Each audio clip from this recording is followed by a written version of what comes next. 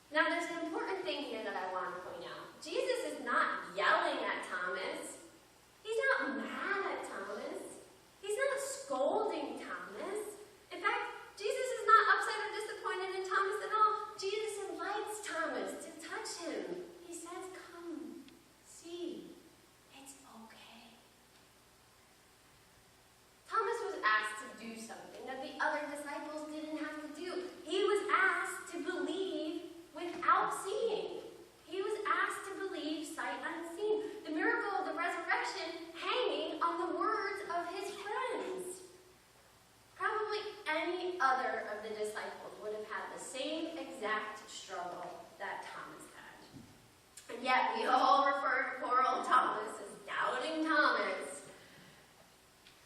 I wonder how long after this happened it took for the other disciples to be like, oh, that's Doubting Thomas. We're good that Thomas doubted. But Jesus had to come, and he had to touch his wounds before he could believe. Wouldn't you hate to be remembered by your biggest moment of doubt? Think about it. Think about moments in your life where maybe you doubted for a little bit, and people knew about it, and that's what you were remembered for centuries. In the church, we tend to label faith and doubt as opposites, right? You've always heard there's no faith without doubt, right? That's a popular saying. You can't have faith without doubt. But that's not really the case. You see, faith and indifference are more opposites than I believe faith and doubt are. But we think of them as opposites because doubt is often the strange part of the faith journey that we get uncomfortable with. We think that if we're doubting, then maybe our faith isn't strong enough, or we don't have faith. It's a stop along the way that most of us make more than once. As much as he is labeled Doubting Thomas, he's also known to millions as Saint Thomas. You see, tradition claims that Thomas set sail for India around 52 CE, so about 20 years after Jesus' death and resurrection, and was the first to spread Christianity in India. Millions of people came to believe because of Doubting Thomas. In the end, his doubt, his desire to know Jesus for himself, his desire to touch the resurrection miracle for himself deepened his faith.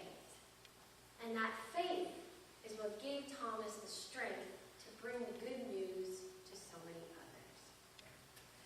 There's another young woman who one day had this overwhelming spiritual experience. She felt God calling her to do something new and scary and hard. And this woman went out and she served the poor. She took care of the sick. She dedicated her life to serving people who society had cast aside, thousands and thousands of people.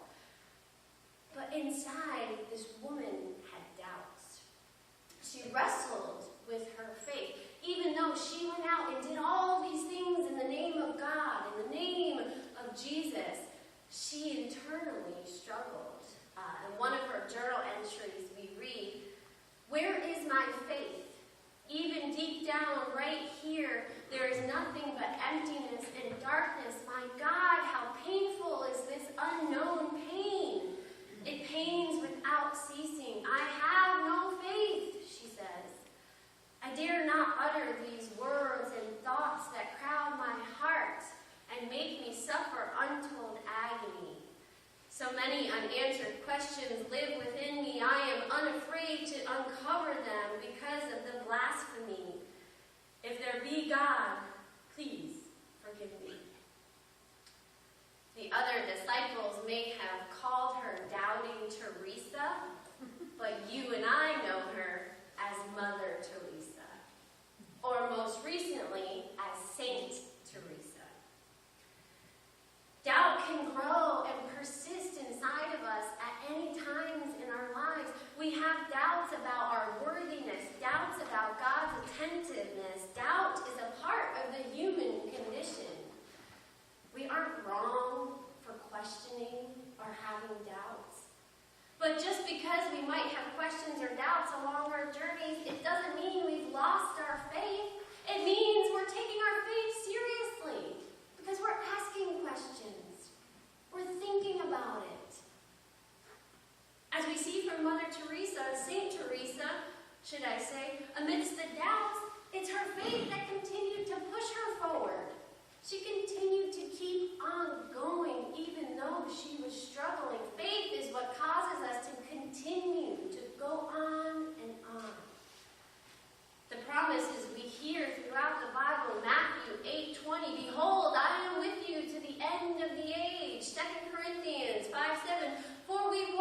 faith, not by sight.